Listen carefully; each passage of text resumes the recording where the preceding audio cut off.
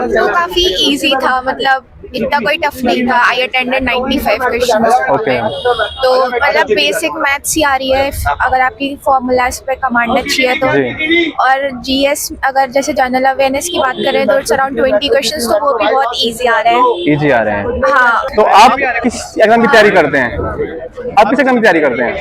Actually मैं तो एक अंडरग्रेड स्टूडेंट हूँ दिल्ली यूनिवर्सिटी में। Okay. So ये एग्जाम्स जस्ट मैं ऐसे दे रही थी। Actually I qualified the tier 1 of IB.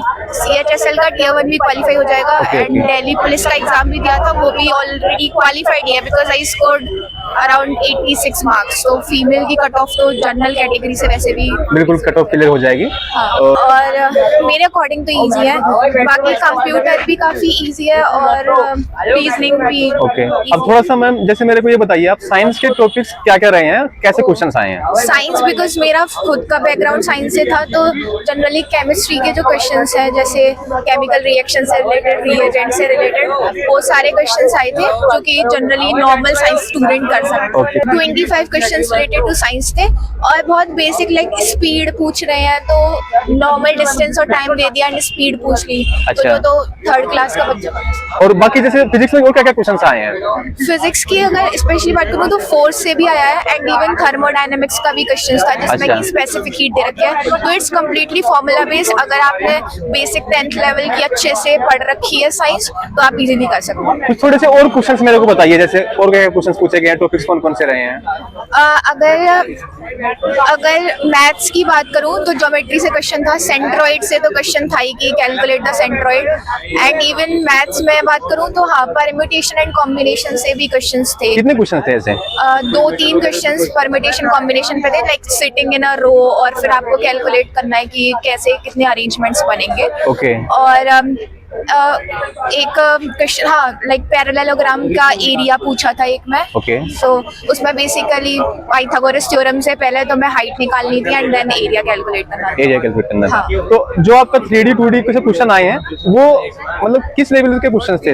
अगर आपको फॉर्मूला अच्छे से पता है, लाइक एक सेक्टर का क्वेश्चन भी आया था कि area of a sector calculate करना है एंड एंगल, अगर सारा कुछ नहीं रिवील कर सकते बट हाँ 108 डिग्री एंगल था एंड देन फिर रेडियस डायमीटर 56 सेंटीमीटर था। तो डायरेक्टली फॉर्मूला। हाँ, एक्चुअली मैं यही जानना चाह रहा हूँ कि जैसे बस पेपर में कौन सा टॉपिक ऐसा लगा आपको कि थोड़ा मतलब टिपिकल आया है, कौन सा ऐसा लगा कि नहीं तो बिल्कुल इजी आ गया, ऐसा तो आना ही नहीं था?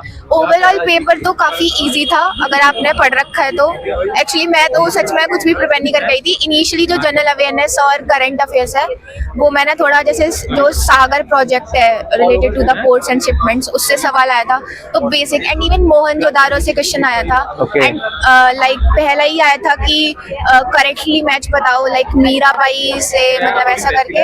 एंड फोक डांसेस भी आ रहे हैं। फोक डांसेस से क्वेश्चन आए हैं? हाँ, जैसे हरियाणा का जो घुग्गू डांस है वो जी। किससे रिलेटेड है। Okay. एंड इवन एक असर्शन रीजन नहीं, स्टेटमेंट करेक्ट वाला आया था जिसमें कि चैत्राली जो फेस्टिवल है तो Okay. जो स्टैटिक जी के पोर्शन से भी 4-5 क्वेश्चन। 4-5 क्वेश्चंस थे। तो करंट अफेयर्स कहाँ से पूछी गई? आई है करंट अफेयर्स? करंट अफेयर्स मुझे नहीं लगता कि बहुत हाई लेवल की करंट अफेयर्स आई है। इससे पहले मैंने दिल्ली पुलिस में देखा था तो वहाँ पे करंट अफेयर्स एग्जैक्टली ऐसा नहीं था। 2025 की आई है, इट्स अराउंड 2020 का पूछ लिया, 2022 का पूछ लिया। जी। तो मुझे लगा कि करंट अफेयर्स का वेटेज मेरे अकॉर्डिंग तो जहाँ तक मैं याद कर पा रही हूँ एज सच तो कुछ नहीं आया था। लाइक बहुत सारे प्रोजेक्ट्स, हाँ एक मिशन वत्सल से लाइक जो चाइल्ड डेवलपमेंट से रिलेटेड होता है उससे कुछ क्वेश्चन। ओके।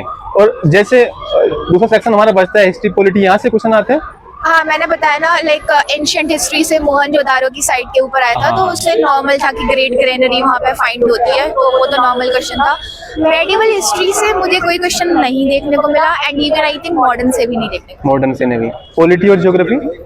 हाँ पॉलिटी से लाइक पॉलिटी से अमिटमेंट से कोई भी क्वेश्चन नहीं आया बट हाँ केसेस का क्वेश्चन आया था, जैसे कि जो कर्नाटका स्टेट वर्सेस जो रघुनाथ रेड्डी वाला केस था उससे रिलेटेड आया था जिसमें कि direct difference principle of state policy और फंडामेंटल राइट्स के बीच में जो क्लैश था उससे रिलेटेड काफी डिटेल में पूछा था। तो एक वो था, एंड इवन अमेंडमेंट से कोई क्वेश्चन नहीं था, और बस यही था।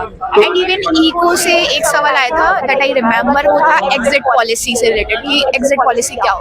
ओके, और अगर मैं पूछूं कि रीजनिंग के क्वेश्चन आए हैं, कोई पूछ रहा है मेंसुरेशन से बहुत सारे क्वेश्चन आ रहे हैं, बट बेसिक से कि आपको स्क्वायर दे दिया एंड देन स्क्वायर में अगर आप सर्कल कर रहे हो तो diameter is equals to the side, वो उनका डिफरेंस कैलकुलेट करना है एरिया का। इससे 2 सवाल आए।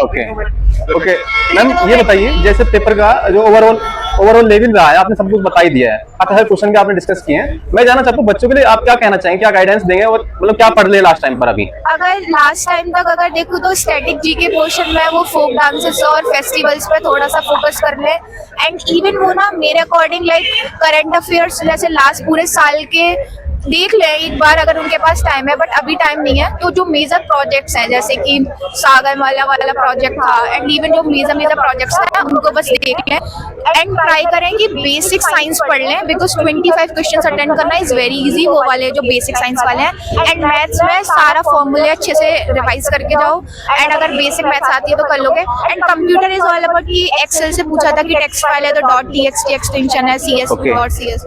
तो कितने क्वेश्चन थे कंप्यूटर से? मैंने 95 क्वेश्चन से कंप्यूटर से कितने क्वेश्चन थे? 10 क्वेश्चन। 10 थे। साइंस में क्या पढ़ के आए?